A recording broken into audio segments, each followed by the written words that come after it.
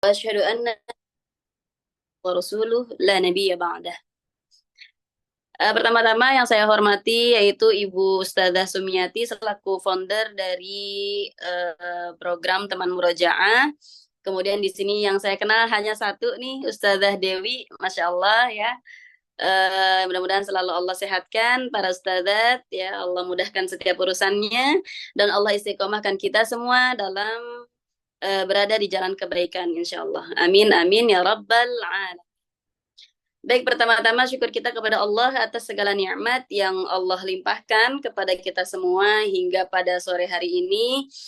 Atas izinnya lah kita bisa berkumpul meski hanya lewat virtual, namun insya Allah spiritnya ya, semangatnya tidak pudar ya, seperti itu.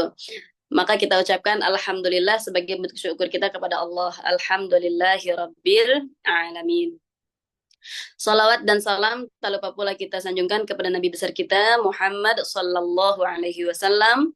Semoga setiap gerak langkah kita, setiap usaha kita dalam menuju kebaikan adalah termasuk daripada meneruskan perjuangan Rasulullah Sallallahu Alaihi Wasallam dalam mensyiarkan agama Islam. Amin amin ya rabbal alamin. Baik teman-teman sekalian yang dirahmati Allah, hari ini kita akan sama-sama mengkaji ya, kita akan sharing bersama dengan tema perempuan dan Al-Qur'an. Tapi di sini saya lebih fokuskan perempuan dalam Al-Qur'an seperti itu ya. Nah, mudah-mudahan apa yang nanti saya sampaikan bisa membawa manfaat untuk kita semua sehingga kita bisa betul-betul menjalani peran kita sesuai dengan apa yang diajarkan di dalam Al-Qur'an. Amin amin ya rabbal alamin. Baik teman-teman, tadi saya sudah share screen-nya, mudah-mudahan terbaca ya. Mungkin memang tulisannya terlalu kecil, tapi tinggal di zoom aja. Yang pertama adalah perempuan di dalam Al-Quran. Ya, teman-teman semua perlu ketahui bahwa Al-Quran adalah kitab Allah dan di dalamnya banyak sekali perhatian Al-Quran yang berkaitan dengan kaum perempuan seperti itu ya. Termasuk berikut di dalamnya adalah beberapa surah yang terkait dengan perempuan, diantaranya surah An-Nisa ya. Bahkan ada surah An-Nisa, surah Maryam ya, surah-surah yang dinamai dengan identikan keperempuanan gitu ya, dengan perempuan. Surah An-Nisa menjelaskan tentang banyak persoalan perempuan, kekeluargaan, hukum waris dan sebagainya. Kemudian dalam surah Maryam bercerita tentang Siti Maryam, ibunda Nabi Isa ya, yang sangat fenomenal dalam kehidupan umat manusia. Kemudian dalam surah Al-Mujadilah juga bercerita tentang seorang perempuan yang mengadukan perihal dirinya yang disumpah zihar sehingga kepada Allah setelah tidak mendapatkan jawaban yang memuaskan dari manusia, dia mengadu kepada Allah, kemudian Allah mengabulkan gugatan tersebut. Kemudian yang keempat ada surah Al-Mumtahanah ya, yang bercerita tentang perempuan-perempuan yang keimanan mereka diuji jika mereka ingin bergabung dengan Nabi dan para sahabat di Madinah ketika berhijrah. Kemudian ada juga dalam surah At-Tolak bercerita tentang tata krama, bagaimana proses perceraian ya. Kemudian dalam Al-Quran dijelaskan mencerai istri itu ada tahapan-tahapannya, jangan pada waktu ketika haid, tapi lakukan tapi itu bisa dilakukan di masa suci ya. Kemudian dalam surah At-Tahrim bercerita tentang kritikan terhadap Nabi yang mengharamkan satu minuman, padahal minuman ini minuman yang halal gitu ya. Tapi Rasulullah mengharamkan tersebut demi memenuhi keinginan sebagian istri-istri beliau. Ini hanya beberapa bagian dalam Al-Quran yang menceritakan tentang perempuan seperti itu. Aslinya mah banyak ya, aslinya mah banyak. Bahkan termasuk bagaimana kita berakhlak ya para perempuan, bagaimana kita berpakaian, itu semua ada di dalam Al-Quran. Cara berhijab ya di dalam surah Al-Ahzab. Masya Allah. Pokoknya benar-benar Al-Quran ini memperhatikan perempuan sampai seperti itu gitu. Bahkan sampai hal-hal saat haidnya ya, saat haidnya seperti apa itu semua dibahas di dalam Al-Quran, Masya Allah. Nah, kemudian teman-teman perlu ketahui ada di istilah ya ketika saya dulu masih di Mesir yang masih selalu saya ingat. Waktu itu disampaikannya sama Dr. Ali Khan ya, beliau mengatakan bahwa al-mar'ah nisful mujtami' wa 'ala yadiha yatarabban nisful akhar. Perempuan itu adalah setengah dari umat, ya, setengahnya dari umat. Wa 'ala yadiha, dan dari tangan-tangan perempuan itulah terlahir, terdidik setengah umat yang lainnya, ya. Maka artinya mar'ah itu ummatan kullaha. Perempuan itu adalah umat yang seutuhnya gitu ya. Karena dari perempuan lah lahir setengah yang lain gitu. Maka peran perempuan itu luar biasa. Ya, menjadi muslimah yang sesuai ketentuan Islam itu karena saking luar biasanya peran kita, luar biasanya seorang wanita, maka menjadi muslimah yang sesuai ketentuan Islam ini tentu tidak mudah. Ya, tidak mudah. Proses demi proses harus dilewati ya. Kemudian kita perempuan akan tertempa dengan proses dan pemaksaan diri ya. Kenapa saya katakan pemaksaan diri? Karena mungkin ada beberapa hal yang kita sebenarnya, aku kayaknya nggak bisa deh kayak gitu. Pakai hijab panjang tuh sulit banget tahu, ya kan? Bagi teman-teman yang terbiasa pakai jilbab pendek, mereka pakai panjang sulit gitu kan. Tapi di dalam Al-Quran kita diarahkan untuk berhijab hingga menjulur sampai menutupi dada begitu. Nah, ini adalah pemaksaan diri. Jika kita ingin menjadi muslimah yang sesuai dengan ketentuan Islam, maka paksa diri kita, ya. Paksa diri kita. Kemudian menjadi seorang perempuan juga harus belajar mengasah diri. Jadi perempuan itu justru harus banyak belajar. Jangan lagi dengarkan kalimat patriarki itu yang mengatakan bahwa perempuan itu hanya dapur sumur kasur. Ya, di situ gitu. Padahal tidak. Ya, Islam tidak mengekang keberadaan perempuan hanya sampai titik tersebut gitu. Justru kita perlu mengasah dan belajar ya, perlu terus belajar. Dan juga kita akan ditempa dengan memainkan perasaan ya. Memainkan perasaan. Kemudian juga kita harus memiliki intelektual yang tinggi. Jadi jadi perempuan ini jangan merasa cukup ketika selesai menikah, udah ya udah aku fokus aja deh ngurus keluarga. Aku fokus aja deh ngurus anak-anak di rumah seperti itu. Nah, ini kalau bisa ya, kalau bisa, dan teman-teman belajar itu tidak harus di kursi sekolah, kampus, dan lain sebagainya. Di ruangan Zoom kayak kita gini kan nggak makan waktu dan nggak makan effort yang lebih ya, agar kita bisa menerima pembelajaran. Tinggal duduk di kamar, modal kuota ya, internet, kita ikutin komunitas-komunitas yang baik, maka di situ pun kita bisa dapat ilmu. Jadi jangan berasa, aduh aku kayaknya nggak bisa deh belajar, aku udah nggak fokus, gini-gini. Nah, itu hanya apa ya, alibi saja gitu. Itu hanya godaan-godaan setan. Artinya kita bisa untuk terus mengasah diri meskipun kita sudah memiliki keterbatasan-keterbatasan, diantaranya mungkin telah berkeluarga. Di sini kebanyakan sudah berkeluarga atau masih single-lah? Sebagian sudah, Ustazah, Ya, sebagian ada yang belum. Masya Allah. Nah, ini ujiannya bagi yang sudah maupun yang belum berbeda-beda, gitu kan? Berbeda-beda, tidak bisa disamakan. Namun kita perlu tahu, kita perlu yakini bahwa pada dasarnya kita ini sama, adalah seorang perempuan. Baik yang sudah menikah maupun yang belum menikah, mereka memiliki peran dan ujiannya masing-masing. Topik bahasan kita saat ini ada 5 poin, insya Allah ya. Ya. Topik bahasan perempuan dalam Al-Quran. Yang pertama itu ada Al-Quran memerdekakan dan menghormati perempuan. Kemudian poin kedua ada unsur penting dalam penciptaan generasi masa depan. Kemudian perempuan juga mendapat kepercayaan dari Allah untuk mengandung, menyusui, dan melahirkan. Kemudian Al-Quran memberikan tuntunan bagi perempuan sebagai diri sendiri, ya, istri, ibu, maupun menjadi seorang pendidik. Nah, yang terakhir, beberapa tokoh yang disebutkan di dalam Al-Quran merupakan representasi dari perempuan itu sendiri. Nah, nanti kita akan bahas satu-satu ya. Waktunya terbatas, mudah-mudahan cukup insya Allah. Nanti mungkin kalau saya kecepatan, ini hanya prolog ya, nanti ada sesi tanya jawab ya, Ustazah Dewi ya. So, nanti ada sesi tanya jawab. Mudah-mudahan kita bisa jelaskan 5 poin tersebut tadi. Yang pertama, Al-Quran memerdekakan dan menghormati perempuan. Nah, itu jelas sekali ya teman-teman. Dulu pada saat zaman jahiliyah, orang-orang Arab itu kalau ada ketahuan anaknya perempuan di dalam kandungan, maka ketika lahir, dhalla wajahahu muswadda wa huwa kadhim. Ya, semua orang Arab yang anak, terutama orang tuanya, jika ketahuan bahwa yang lahir adalah perempuan, memerah wajahnya. Ya, malu mereka. Mereka merasa kedatangan aib. Wah, Masya Allah. Semulia ini kita dianggap aib, ya, luar biasa.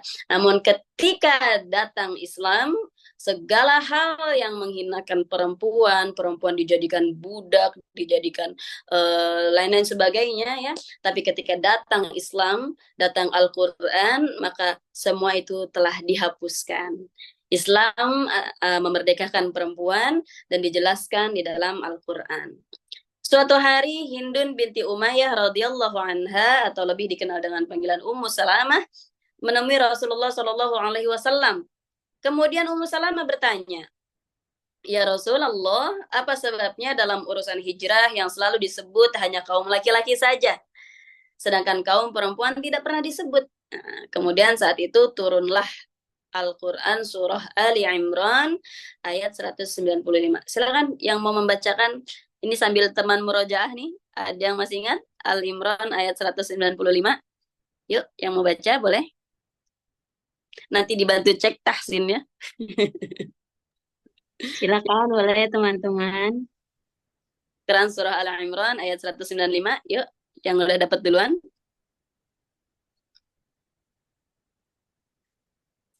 Langsung baca aja, Kak. Ya. Al Imran ayat 195. Ada? Saya tunjuk aja boleh? Boleh Ustazah. Baik, silakan Ukti. Yang open cam aja deh. Kebanyakannya pada tidak open. Nah, ada boleh Kak Latur Sidoarjo. Kak Latur apa iya tur itu? Ya, boleh Iya, silakan. Kak. Surah Al-Imran ayat 195.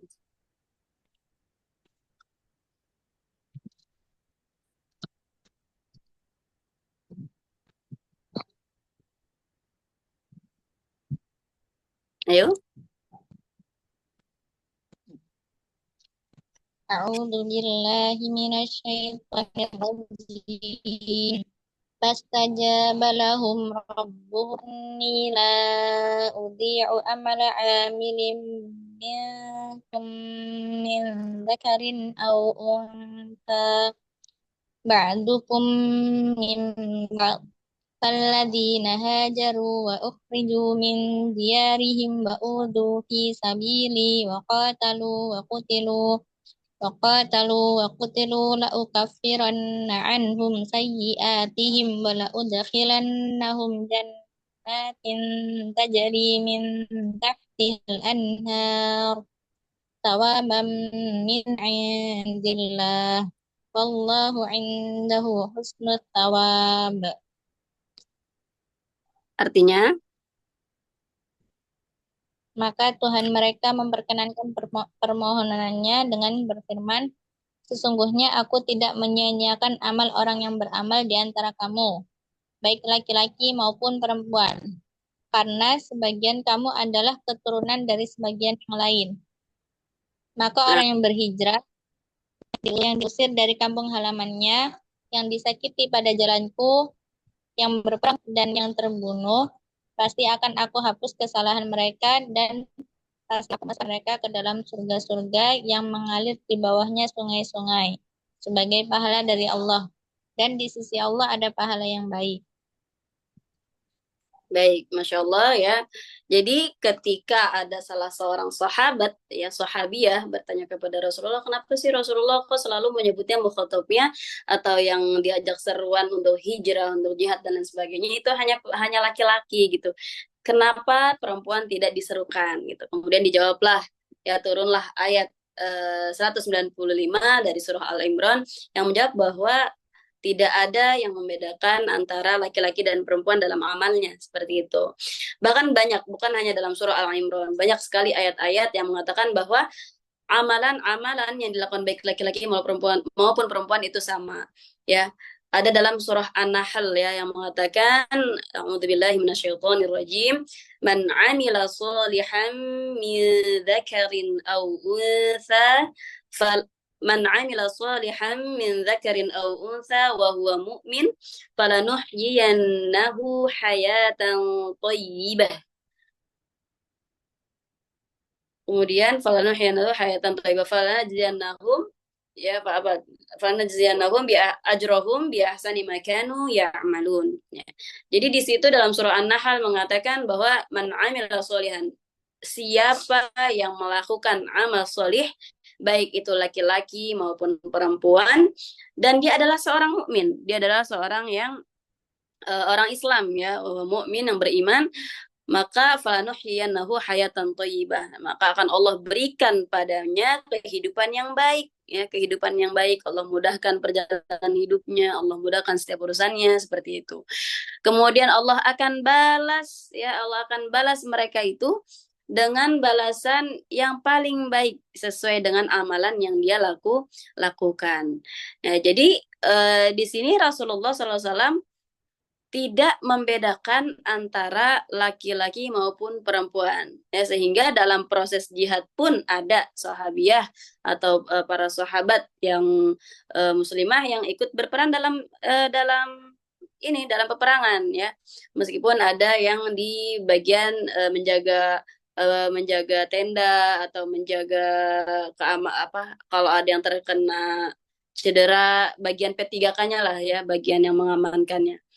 Nah, soal kaum perempuan menggugat di masa Rasulullah Shallallahu Alaihi Wasallam, tadi kan Ummu Salamah itu sebutannya menggugat ya di masa Rasulullah, bukanlah hal yang baru gitu. Karena pada masa itu kaum perempuan diberi kebebasan oleh baginda Rasulullah SAW pada saat yang bersama oleh Rasulullah SAW. Nah, kemudian pada saat yang bersamaan ya terjadi penghinaan dan penindasan kepada kaum perempuan. Jadi di sini Rasulullah ini tidak marah sama sahabiyah yang menggugat Rasulullah ya, yang bertanya kepada Rasulullah gitu. Karena Rasulullah memang sangat memberi kebebasan kepada mereka gitu. Kebebasan kepada para sahabiyah, memberi kebebasan dalam menuntut ilmu, memberi kebebasan dalam perpolitikan ya, termasuk dalam baiat Aqobah. Di situ pun ada ikut serta dua orang perempuan ya dalam baiat. Artinya Rasulullah sangat memberi kebebasan. Namun padahal meanwhile ya di sisi lain di bangsa Romawi ya, kemudian di India, kemudian di bangsa Yahudi, mereka sangat menindas kaum perempuan, mereka menghina kaum perempuan, tapi Rasulullah tidak ya. Rasulullah menghormati dan memuliakan para sahabiyah, para perempuan. Mereka diberi keluasan untuk menuntut ilmu, untuk belajar, bahkan juga mengajar. Mereka diberi kesempatan untuk berperang bersama Nabi. Kebebasan yang diberikan kepada para sahabiyah pada masa itu menunjukkan bahwa Rasulullah menghargai peran perempuan dalam kehidupan. Dibolehkannya sahabiyat ikut baiat Aqobah adalah salah satu tanda, salah satu bukti ya. Baiat Aqobah itu kan intinya janji setia ya kepada Allah dan Rasulnya saat itu. Dan terlibat dalam peperangan ini adalah bukti dibukanya keterlibatan perempuan dalam berpolitik atau dalam urusan-urusan pemerintahan ya, seperti itu.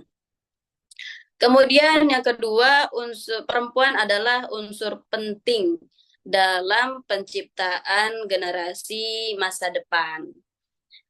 Jika masa depan suatu bangsa ingin lebih baik, maka kaum perempuanlah yang harus diperhatikan. Dalam Al-Quran akan kita temukan banyak sekali ayat yang berkaitan dengan kaum perempuan. Pada permulaan surah An-Nisa, Allah menjelaskan bahwa dialah yang menciptakan manusia dari jiwa yang satu, yaitu dari Nabi Adam.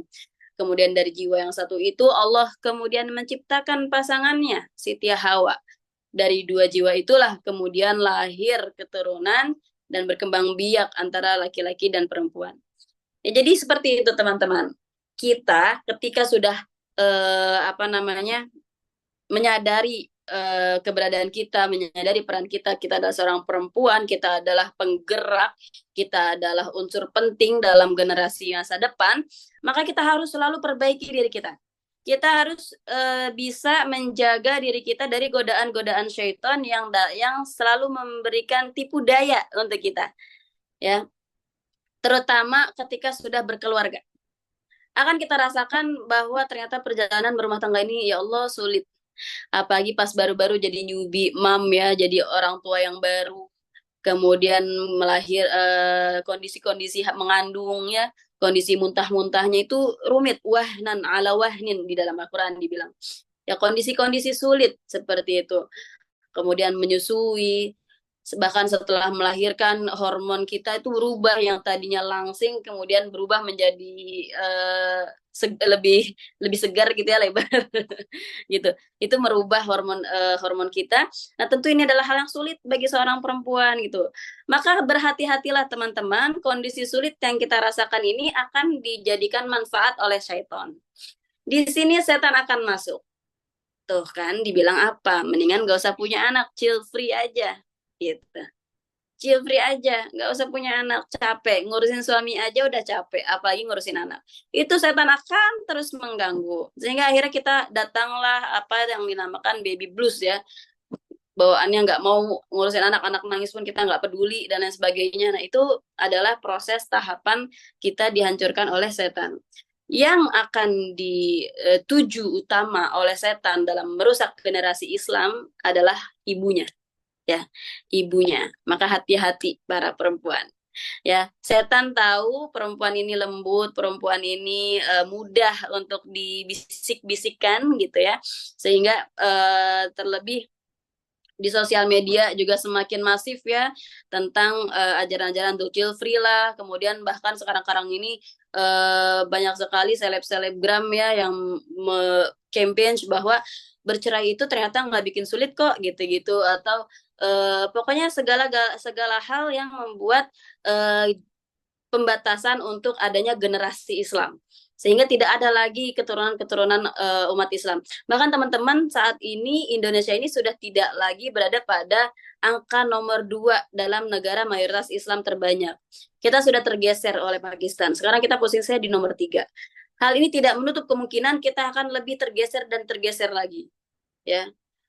Karena di sini peran kita sangat penting. Maka buat teman-teman semua, mudah-mudahan Allah jaga kita, ya, Allah jaga kita, karena yang akan dirusak oleh syaitan, ya, syaitan akan lebih menggoda perempuan dibanding laki-laki. Maka itulah sebabnya perempuan harus dikuatkan bentengnya, dikuatkan keimanannya, ya. Kalaulah perempuan itu tidak beriman, maka pasti banyak perempuan-perempuan yang akan bunuh diri, yang akan merasa depresi dan sebagainya. Alhamdulillah kita bersyukur kondisi kita beriman, mudah-mudahan sampai akhir, ya, sampai ajal menjemput kita dalam kondisi beriman, sehingga ketika kita merasa sedih, ketika kita merasa lelah, kita akan kembali ke Al-Quran, ya nggak? Kita akan kembali ke Al-Quran. Apalagi di sini semuanya para hafizat, ya, para muslimah yang memiliki target untuk mutkin, ya, mengejar hafalan mutkin. Maka ketika kondisi apapun, kita sedih, capek, kayaknya udah nggak kuat lagi ngejalanin hidup, ya, dan lain-lain sebagainya, baliklah kita ke Al-Quran, gitu. Karena di dalam Al-Quran kita akan dimanja di situ. Ya, kita baca, kemudian kita akan mendapatkan. Kadang tuh kalau lagi tilawah, kita tuh suka ketemu sama ayat yang relate, ya nggak sih? Ayat yang relate sama permasalahan kita saat ini, gitu. Nah, itu kan kita menjadi semangat, ya. Kita mendapatkan semangat dengan Al-Quran, seperti itu. Nah, kemudian karena kita ini memiliki peran penting, perempuan memiliki peran penting dalam mencetak generasi muslim, maka kita harus banyak yang perlu kita jaga. Yang pertama, ya, diantaranya ada 3 poin. Yang pertama, kita harus menjaga iffah kita, ya. Menjaga iffah kita, ya, menjaga kehormatan kita, menjaga sikap, menjaga akhlak, ya, agar orang-orang melihat kita tuh tidak mudah gitu, tidak gampang main senggol sama laki-laki, ya, tidak terlalu akrab sampai berlebihan dengan laki-laki. Kadang kan kalau di kantor teman kerja laki-laki suka main nepak-nepak gitu, ya, mukul gitu kalau kita liatin. Nah, ini mulai dikurang-kurangi, ya, karena kita harus menjaga batasan itu. Kita menjaga iffah kita sebagai sebagai perempuan. Kemudian kita yang kedua pun harus memiliki sifat malu, ya. Malu kalau dandannya kemenoran, malu kalau apa bajunya kependekan, malu kalau bajunya kengetatan ya, malu ya, malu ya. Kemudian yang terakhir, poin dari penjagaan kita sebagai apa namanya, unsur terpenting dalam mencipta generasi masa depan juga adalah menjaga aurat ya, menjaga aurat. Kemudian selanjutnya slide-nya, wanita bisa menyebabkan suatu negara maju atau hancur karena wanita merupakan ibu suatu generasi, di mana setiap tingkah laku dan perbuatannya dapat berpengaruh pada peradaban. Jadi ibu sekalian, teman-teman semua, solihat ya, kita ini memiliki peran penting karena anak-anak itu lebih seringnya sama bapaknya atau sama ibunya, sama ibunya ya. Bahkan Iya. dia akan lebih apa namanya, mungkin kalau ada bapak itu dia ada sosok ayahan, ayah kan lebih bijaksana gitu, dia akan lebih takut minta izin ke ayah dibanding ke ibu gitu. Intinya anak itu dia lebih dekat ke ibunya. Bagaimana ibunya marah, seperti itulah si anak akan marah ke orang lain. Ya karakternya itu akan sangat kuat ya, antara ibu dan anak. Maka kita lihat kalau ibunya berakhlaknya tidak baik, ibunya merokok misalkan, maka anaknya bisa jadi lebih dari itu gitu. Sekarang kita pengen anak kita menjadi penghafal Al-Quran, kita pengen anak kita dekat dengan Al-Quran, tapi kita sebagai ibu justru malah jauh dari Al-Quran, boro-boro ngaji ya, boro-boro ngaji, tapi ternyata sholat aja jarang-jarang gitu.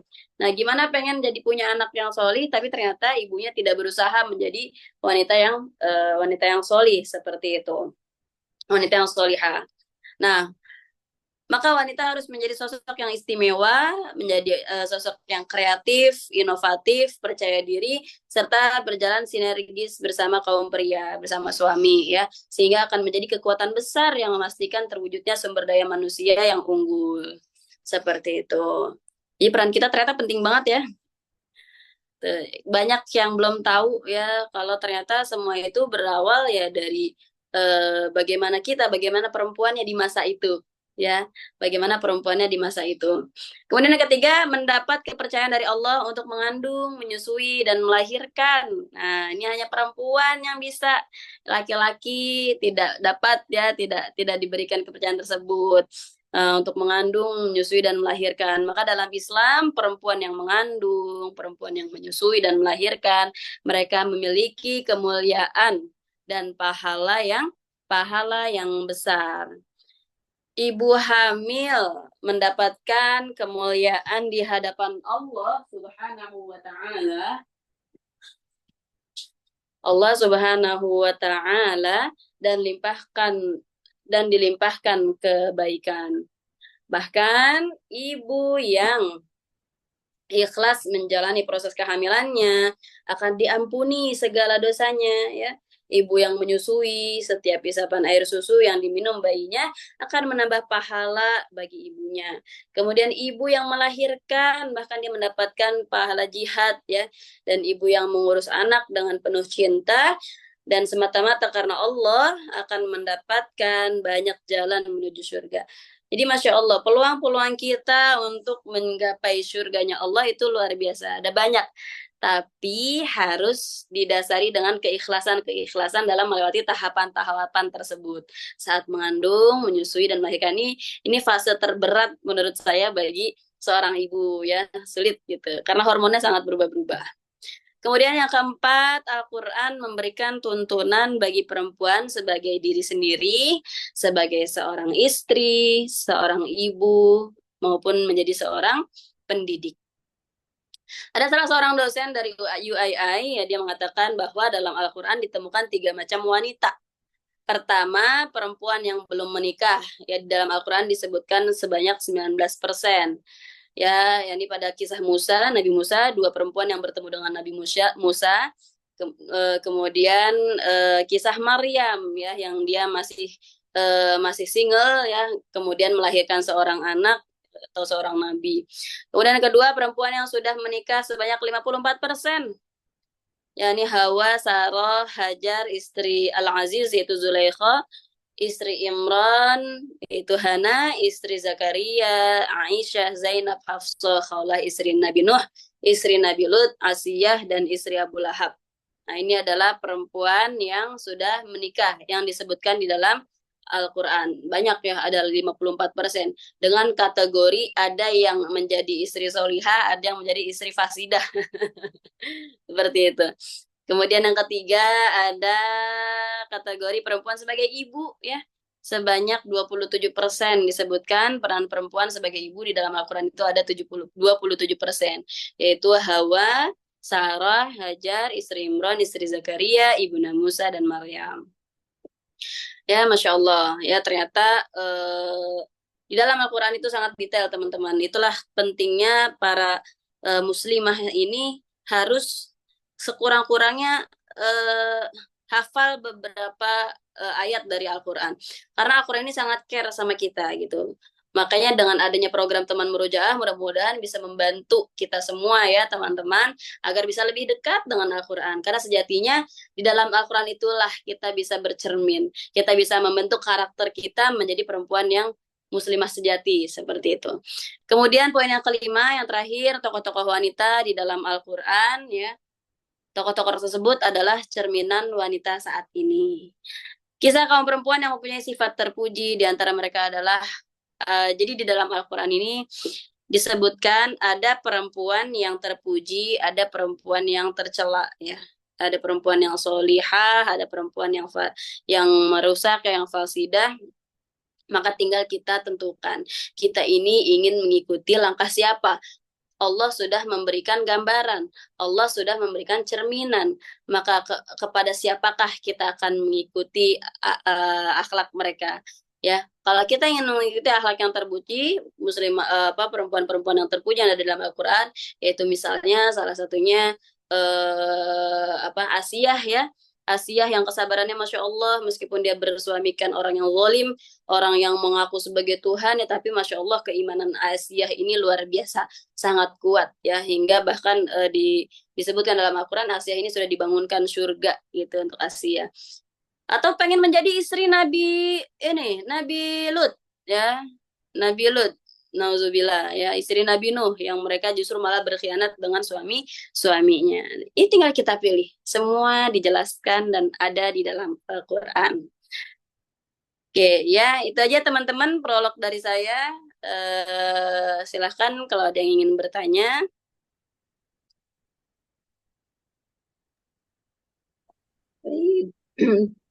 Jazakallah khair Ustazah atas sharing-sharingnya, Masya Allah, terkait peran-peran wanita di dalam Al-Quran. Pada teman-teman sekalian yang ingin sharing atau bertanya kepada Ustazah, dipersilakan bisa langsung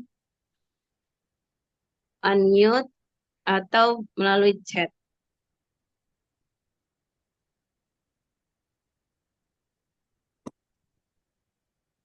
Ya, silahkan yang mau sharing mungkin memiliki pengalaman. Silakan, adakah teman-teman? Sambil menunggu, mungkin saya izin bertanya sedikit Ustazah. Ya, silakan. Eh, eh, jadi mungkin Ustazah banyak menyinggung kalau perempuan itu pun banyak peran yang bisa diambil. Gitu. Eh, yang saya tanyakan ini hmm, lebih utama manakah? Mungkin yang sekarang mungkin di Indonesia ya. eh, Lebih utama manakah kita lebih fokus untuk kayak fokus ke mendidik anak-anak saja, fokus ke keluarga, atau kita mengambil peran untuk orang-orang sekitar gitu, Ustazah? Baik. Jadi lagi bingung ya. Aku fokus ngajarin anak aku aja atau ngajarin anak orang ya? Ya, ya mengambil peran untuk orang lain juga. Iya, ya. Jadi kalau ini kaitannya berbeda nih. Ada dua hal yang perlu kita bahas. Yang pertama, kita adalah pembelajar, maka buah dari pembelajaran itu adalah mengajar, ya kan? Al-ilmu bila amalin kasyajari bila tamarin.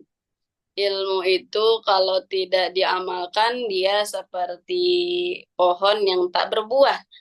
Artinya bisa menaungi namun tidak bisa memberikan manfaat nutrisi untuk orang lain, untuk yang bernaung di bawahnya, seperti itu.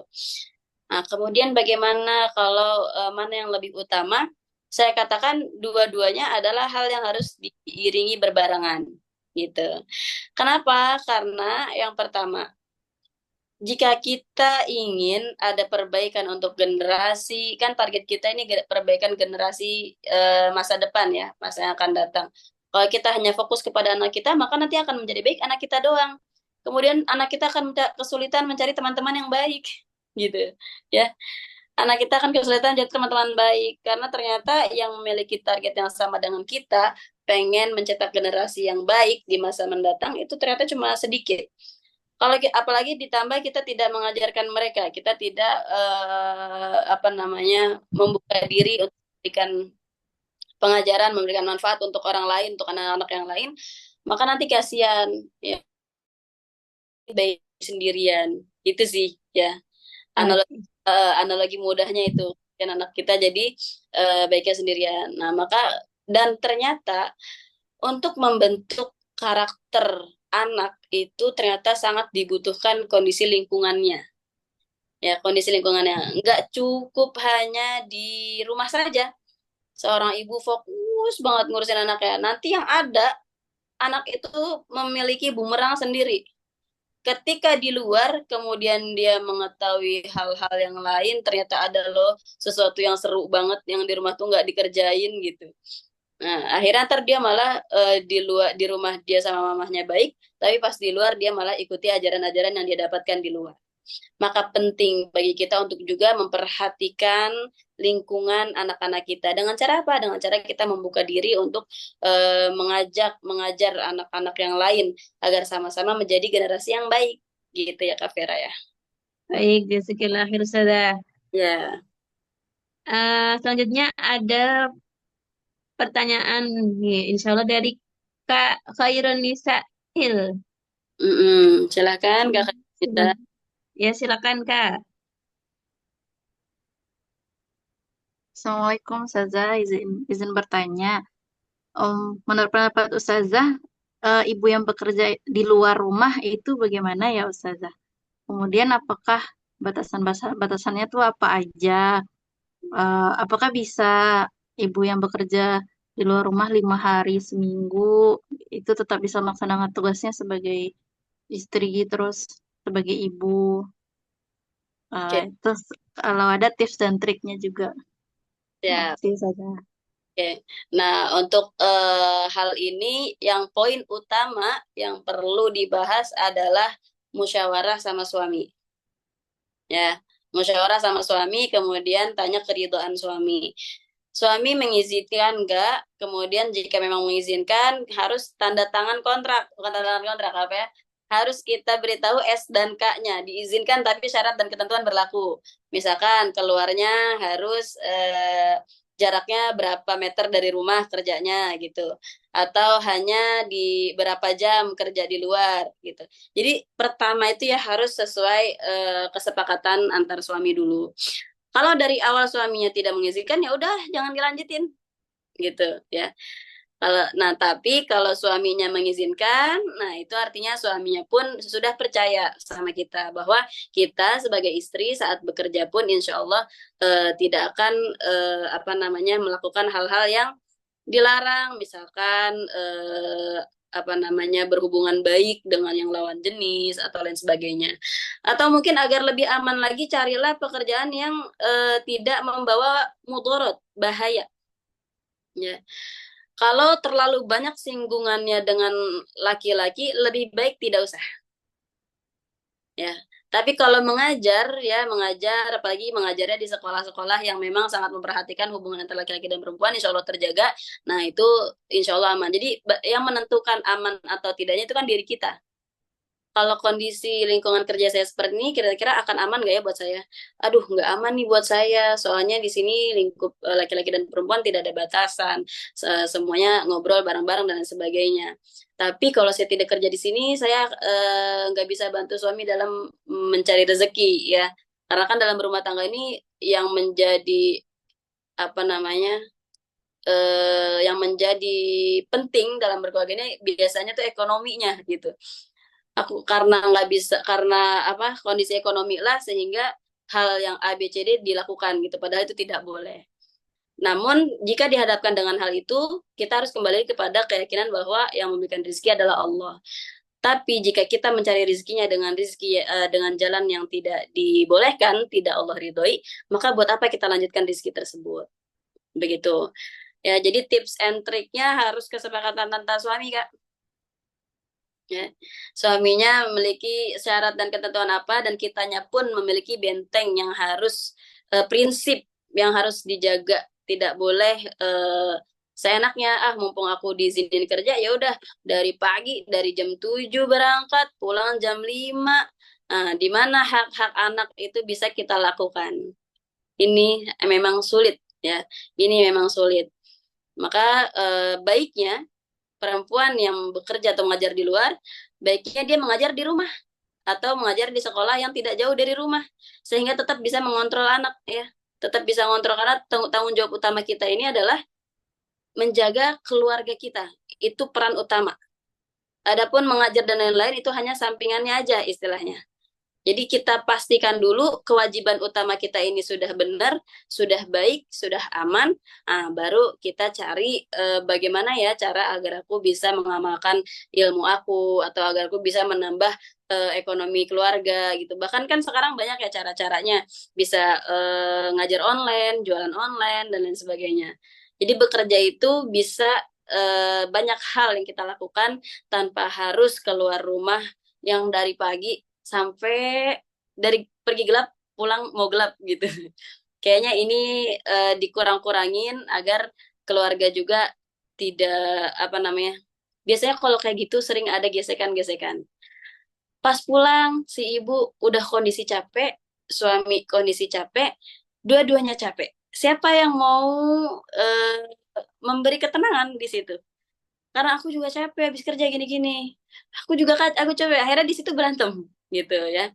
Akhirnya di situ ada gesekan-gesekan dan ternyata karena sering terjadi hal demikian yang kegiatan istri yang di luar tadi ternyata malah menjadi eh, larangan untuk perempuan, tidak boleh ya. Gitu. Gitu ya, Kak ya. Baik, Ustazah, jazakillah khair atas jawabannya. Semoga menjawab ya Kanisa. Selanjutnya, Ustazah masih ada waktu. Sampai jam 5 ya. Jam 5 sudah, Ustazah. Heeh. Masih. Iya, saya ada agenda lagi ke Jakarta. Tadi Umi saya minta buat Oh, ini ada pertanyaan nih, kalau menikah iya, eh, Bos. harus satu visi misi atau tidak? Bagusnya iya, ya. Bagusnya iya. Untuk menjadi saya hafidh, kemudian apakah perlu menikah dengan seorang hafidh? Belum tentu perlu. Tidak, tidak 100% perlu seperti itu ya. Kasihan nanti orang solih yang ternyata dia belum selesai hafalannya, seneng sama kita gitu. Artinya gini, menikah itu bukan harus sama-sama dia hafiz aku juga hafiz dia ini aku juga ini bukan justru akan apa namanya dalam pernikahan itu yang lebih utama adalah saling melengkapi istrinya hafizah suaminya belum hafiz tapi kalau si calon suami ini ya si laki-laki ini bertekad untuk menjadi seorang hafiz nah itu bagus gitu ya jadi kita tidak semerta-merta harus tahu kamu hafiz nggak ya saya belum tapi gini ya kalau belum hafiz saya nggak bisa tidak usah gitu karena ya apa sekarang saat ini yang mana banyak program-program hafid itu dapat diselesaikan dengan mudah 2 bulan bisa hafal Quran ya banyak ya tanpa memperhatikan tahsinnya tanpa memperhatikan lain-lainnya yang jelas dia targetnya pokoknya aku target selesai nih 2 bulan buat cuma buat ini aja apa namanya buat gelar-gelar aja. Aku udah selesai loh, aku udah hatam loh. Banyak yang seperti itu. Maka saya tidak menjamin seorang apa namanya, seorang hafil dan hafidhah itu eh, artinya belum tentu gitu ya, belum tentu bisa banyak di sana yang dia belum hafil tapi ternyata masya Allah keimanannya luar biasa itu banyak. Ya. Jadi standar kita tuh harus jelas, bukan masalah hafid dan hafidhahnya, tapi masalah keimanannya. Dia mau nggak untuk terus berusaha menjadi lebih baik, dia siap mendukung nggak untuk ketika kita bersama tujuan pernikahan kita ini adalah dakwah, dia siap atau tidak. Fokusnya di situ, ya. Oke, udah. Baik, ya sudah. Ya, oke, siap. Jazakillah khair sudah.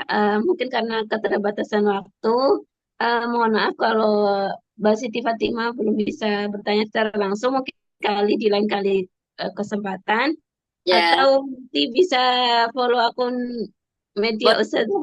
Ada boleh di WA, ya itu nomornya ada, atau mau di Instagram saya Ikrimah Sofyan. Kalau WA tadi Ustazah Dewi punya nomor saya, silahkan yang mau bertanya boleh menyusul ya. Oke, Ustazah.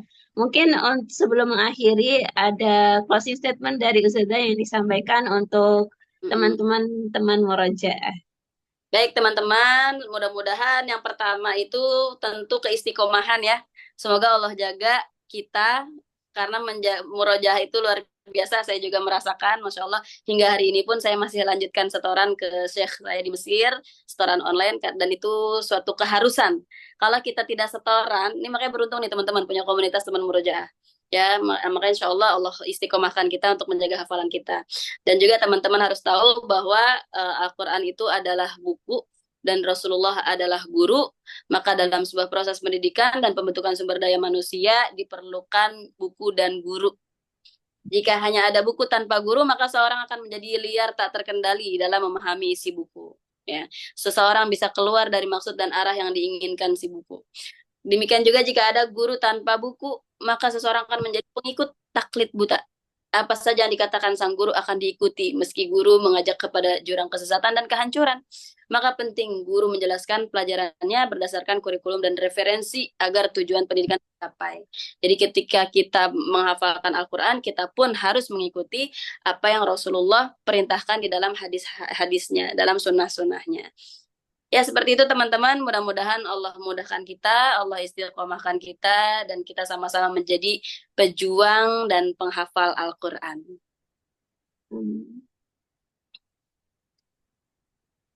Ya, itu aja dari saya ya. Hadanallah wa iyyakum ajma'in. Assalamualaikum warahmatullahi wabarakatuh.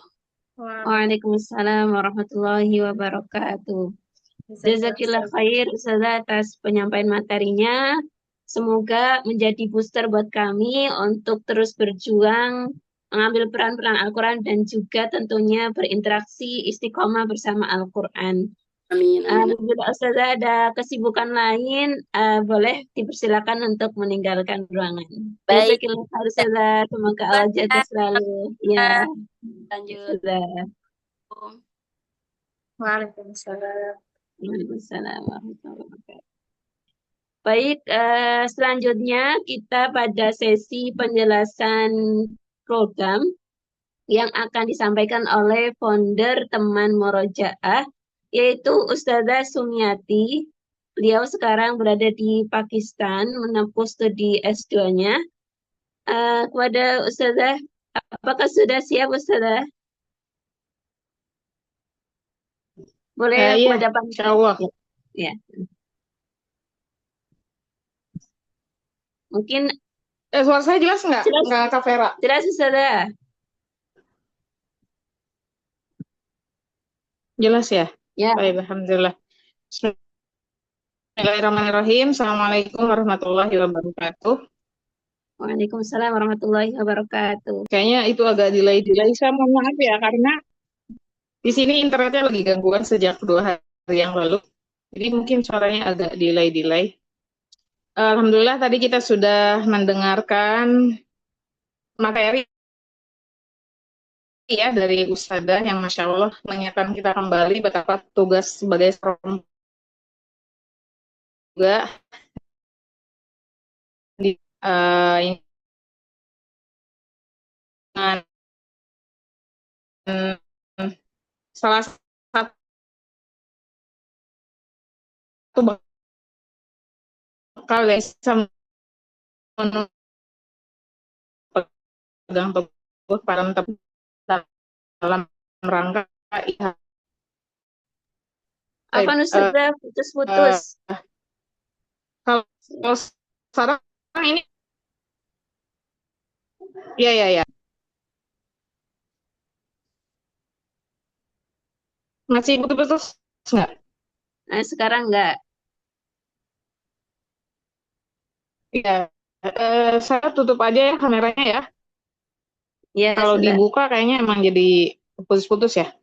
Ya, tadi alhamdulillah sudah dijelaskan ya oleh Ustadzah tentang peran kita sebagai seorang perempuan yang sangat mulia ya. Allah memuliakan kita sebagai tersebut. Tentu kita butuh ilmu, butuh pegangan. Salah satunya adalah Al-Quran.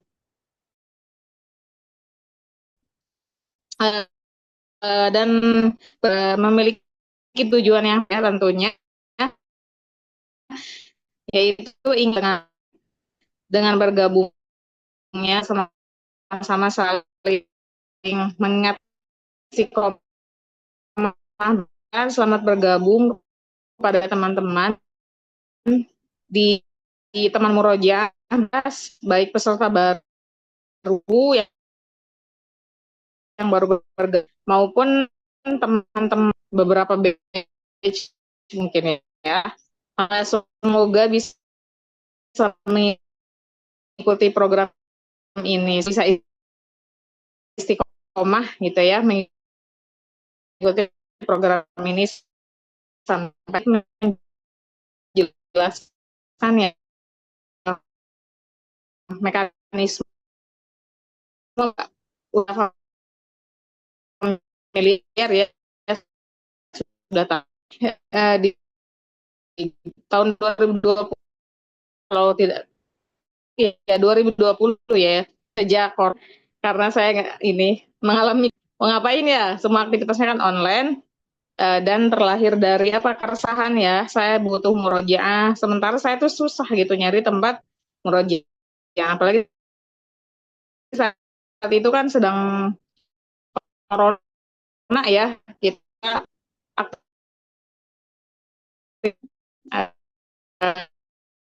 akhirkan penghafal Al-Quran. Makanya di sini kita mengkonekkan, mempertemukan ya, konektif para hafizah, baik yang udah selesai maupun yang belum ya, hafalannya, untuk sama-sama bisa murojaah bersama. Ini tagline-nya mungkin bersama teman murojaah.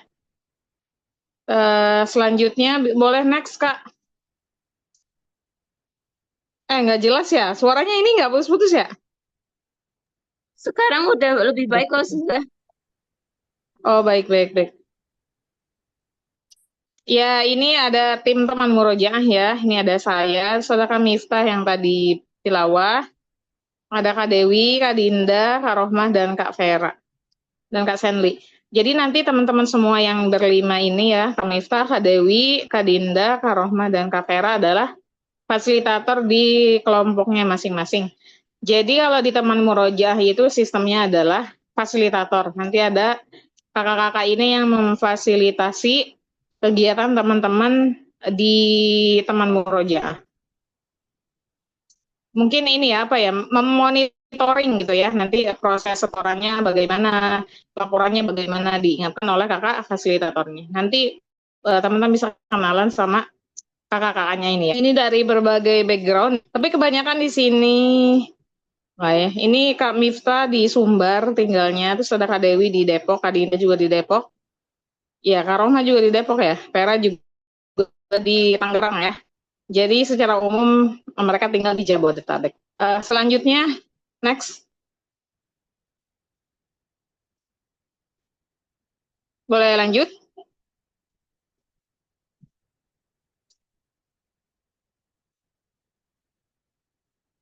Oke. Kalau putus-putus ini aja ya kabarin ya. Jadi di sini ada beberapa agenda kegiatan teman-teman semuanya. Kita kan programnya ada 2 ya, ada yang 5 juz dan ada yang 10 juz. Nanti tergantung teman-teman milih program yang mana.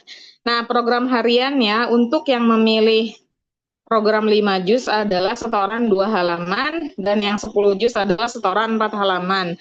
Juznya itu dimulai dari, kalau yang 5 juz dimulai dari juz 1, berarti juz 6, terus juz 11, dan sebagainya. Nah, juznya itu sudah ditentukan, tidak boleh ngacak ya. Misalkan yang milih juz 1 sampai 5, saya pengen setoran dari, kita mulainya berurutan dari juz 1, yang juz sampai 30, dan yang 10 juz, dari juz 1, dari juz 11, dan dari juz 21. Jadi tidak boleh memilih. Setorannya 2 hari dan yang 10 juz 4 halaman, 5 juz dalam 1 pekan itu nanti teman-teman setoran sebanyak setengah, sebanyak pada target harian. Selanjutnya kita juga yang pertama tasmi 10 halaman dengan teman murojaah. Nah, setelah setoran dari Senin sampai Jumat, teman-teman kan di situ dapat 10 halaman ya, atau setengah juz. Maka di hari Sabtu atau Ahad, di weekend itu ditasmikan, dikumpulkan langsung sebanyak setengah juz itu ditasmikan dengan teman murojaahnya, nanti saling simak. Sementara yang 10 juz ini karena dapatnya 1 juz, maka tes sambung ayat dengan teman murojaahnya. Gitu ya. Nah, itu yang setiap 1 pekan sekali. Selanjutnya yang pekanan ini juga ada yang per 2 pekan sekali. Nah, untuk program yang itu nanti teman-teman sambung ayat. Berarti kalau yang 5 juz nanti berarti setelah 2 pekan itu kan dapat 1 juz ya. Nanti teman-teman itu di situ ada agenda tes sambung ayat. Nanti diberikan soal, nanti teman-teman menjawab. Yang 10 juz berarti ketika 2 pekan itu 2 juz ya. Nanti juga ujian sambung ayat.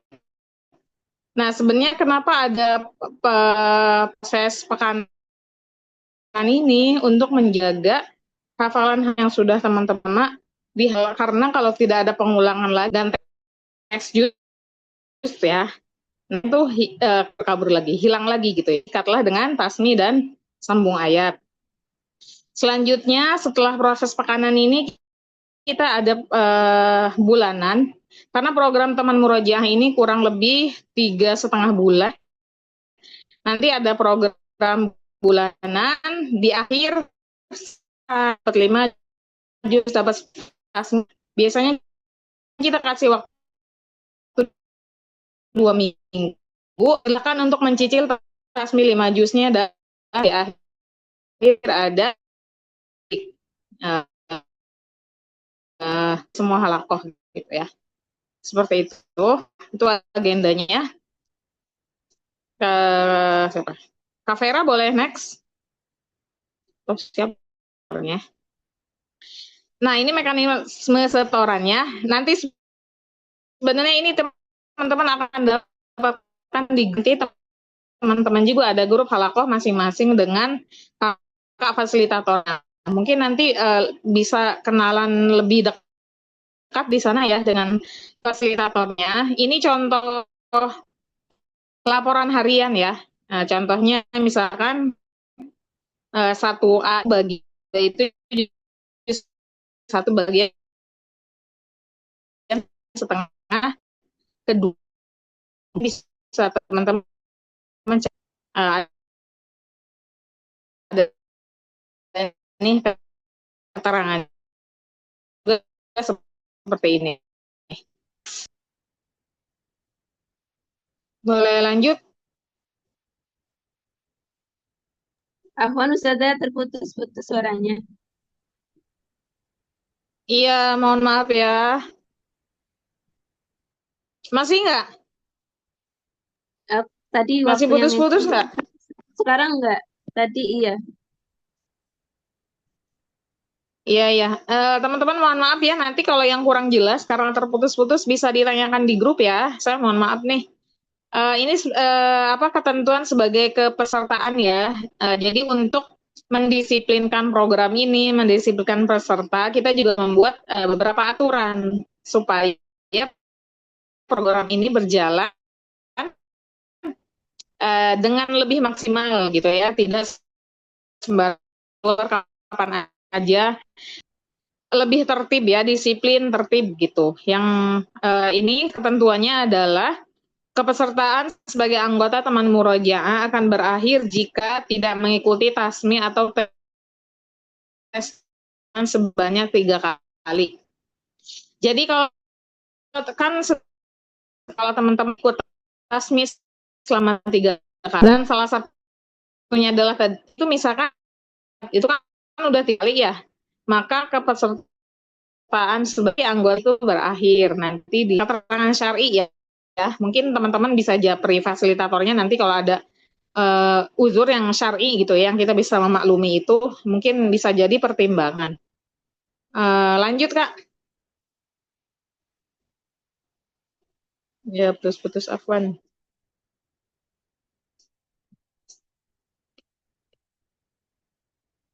Ini quotes aja ya, murojaah lah karena nanti kita ditanya tentang hafalan kita hari ini.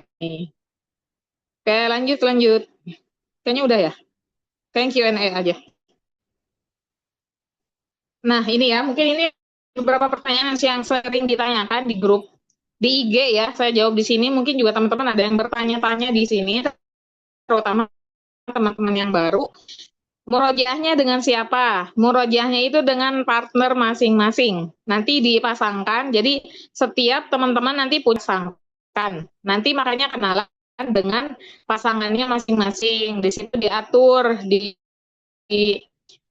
diobrolkan gitu ya.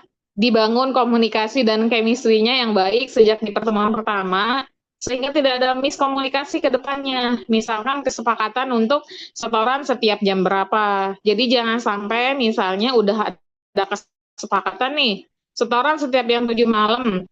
Tapi pas jam 7 itu menghilang, nggak ngasih kabar. Itu jangan sampai seperti itu ya. Karena di sini sistemnya simbiosis mutualisme ya, kita ikan kebermanfaatan gitu. Jadi saling tolong, kita menzalimi antara satu dan yang lainnya. Jadi di sini perlu dibangun komunikasi yang baik antara teman dan teman murojaahnya nanti. Jika teman murojaahnya susah dihubungi, nah ini biasanya terjadi ya, teman-temannya. Jika ternyata teman bisa dilaporkan ke kakak fasilitator, nggak ganti teman murojaah. Nah, kalau misalkan ternyata teman-teman ya pasangannya itu misalnya tidak bertanggung jawab ya, tidak ada kabar dan lain sebagainya, nah itu tolong dilapor datornya, kita akan mencari nanti. Jadi di sini ada hal-hal yang tidak berjalan sesuai dengan semestinya, itu segera dilaporkan saja sama-sama. Ya, insya Allah kita akan mencoba memberikan pelayanan yang terbaik kepada Antuna. Selanjutnya, jika berhalangan ikut tes sambung ayat. Nah, kalau misalkan di jadwalnya itu hari Sabtu ya, teman-teman nggak ikut. Nah, itu biasanya boleh ikut ke halakoh yang lain yang jadwalnya misalkan di hari Ahad atau Sabtu sore. Yang terpenting itu sebetulnya adalah dikomunikasikan ke kakak fasilitasnya, dititipkan ke halakoh yang lain untuk ikut sambung ayat. Ya. Bolehkah tasmi di waktu yang lain? Itu diperbolehkan, silakan saja kalau misalkan memang ada agenda yang tidak masih berkomitmen untuk berusaha untuk peserta. Lanjut Kak. Kayaknya udah ya, selesai ya. Baik, jazakumullah khairan atas kehadirannya teman-teman pada hari ini. Mungkin kalau ada yang ingin ditanyakan boleh ditanyakan. Kalau di Indonesia udah 5:30 ya. Di saya baru 5:30 nih, belum asar juga. Kalau ada yang belum jelas dan ingin ditanyakan, mungkin boleh ditanyakan. Pak Doli, Dolna. Itu saja dari saya kembalikan ke Kak Vera ya sebagai MC. Baik, Ustazah, jazakallah khair atas penjelasannya. Dari teman-teman sekalian, ada yang ingin bertanya? Bisa langsung raise hand atau langsung di chat. Baiknya langsung saja. Silakan. Ada?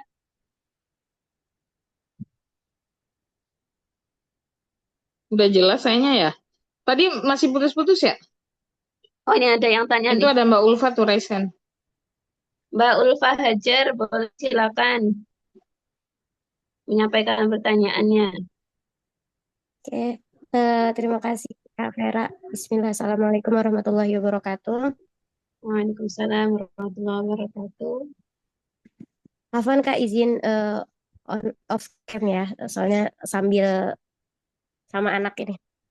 Hmm. Pertanyaannya, kalau misal tadi mungkin kurang jelas juga waktu pas Pak Zami menjelaskan ya, berarti nggak nanya-nanya, nggak nanya ngetik, jadi mumpung bisa nanya langsung. Kalau yang untuk 10 juz itu berarti pas ujian pekanannya itu bukan setoran murojaah gitu ya. Maksudnya bukan setoran hafalan seutuhnya, tapi langsung di yang tanya jawab acak itu ya. Itu aja sih pertanyaannya. Oke, sebentar. Ini ada Kak Miftah nih, fasilitator 10 juz. Nah, Miftah lagi ini nggak?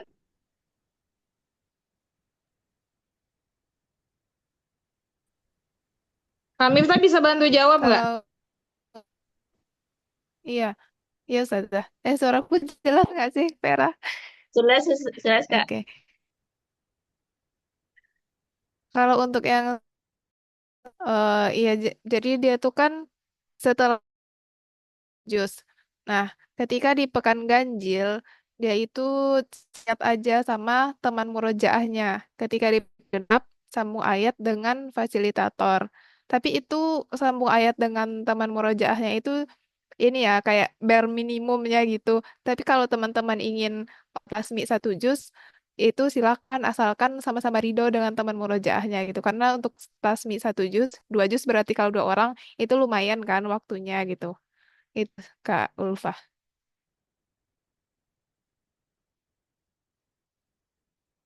Kalau Oke, dari makasih program Kak teman Miftah. murojaah Gimana, memang Mbak sambung Ulfa ini ayat ada aja. pertanyaan. Ya, ini juga pertanyaan dari Mbak Syarifah ya, yang jadi yang program 10 juz. Sama. 1 juz. Iya, betul teman-teman, karena biasanya gini ya, di akhir pekan itu apalagi bang ibu ya, ibu rumah tangga ya, biasanya kan banyak, sementara 2 juz ya, itu kan teman-teman but jam, itu kebanyakan tuh nggak bisa tuh saya sambung ayat aja yang waktunya itu jauh lebih 6 menit atau 30 menit misalnya, untuk mau kata kami saya itu minimumnya ini dari hasil ketika karena dari sisi waktu seperti itu.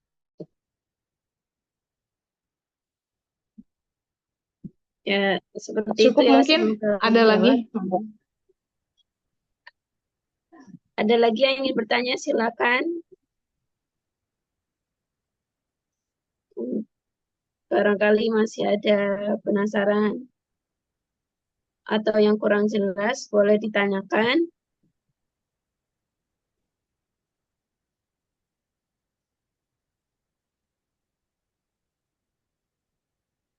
Mungkin saya hitung ya, ya nggak terlalu larut. Cukup ya? Oh iya. Sementara yang cukup. Dari yang lain bagaimana? Ya boleh kasih kode. Kalau yang sudah nggak ada pertanyaan, silakan reaction.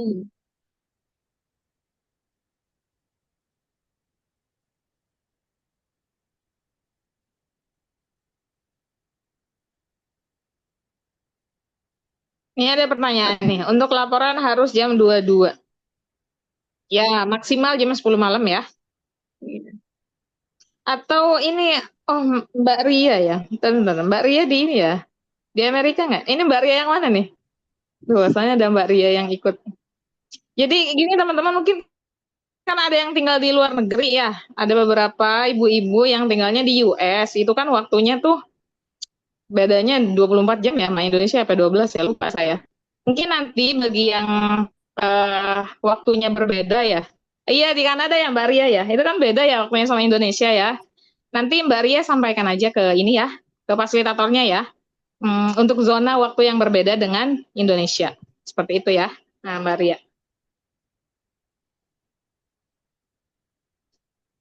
Dari Kanada, oh iya, saya lupa Kanada. Terus juga teman-teman semuanya, ini ya apa? Maksudnya teman murojaah ini terbuka dengan masukan dari teman-teman semuanya supaya sistemnya misalkan berjalan lebih baik lagi, karena kita juga dari batch 1 sampai batch sekarang ya 12 kita juga menerima masukan dari peserta gitu, baiknya gimana supaya programnya bisa berjalan lebih maksimal lagi misalkan ya. Nah, silakan teman-teman kalau misalkan apa ya punya masukan ya untuk ke program ini misalkan itu nggak apa-apa dengan cara yang baik disampaikan juga kepada saya, itu boleh ya teman semua jawab ya semua WIB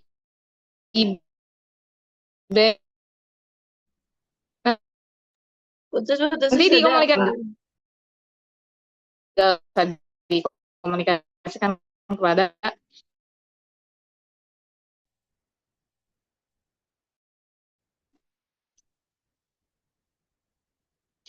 itu saja mungkin dari saya ya. Nanti bisa ditanyakan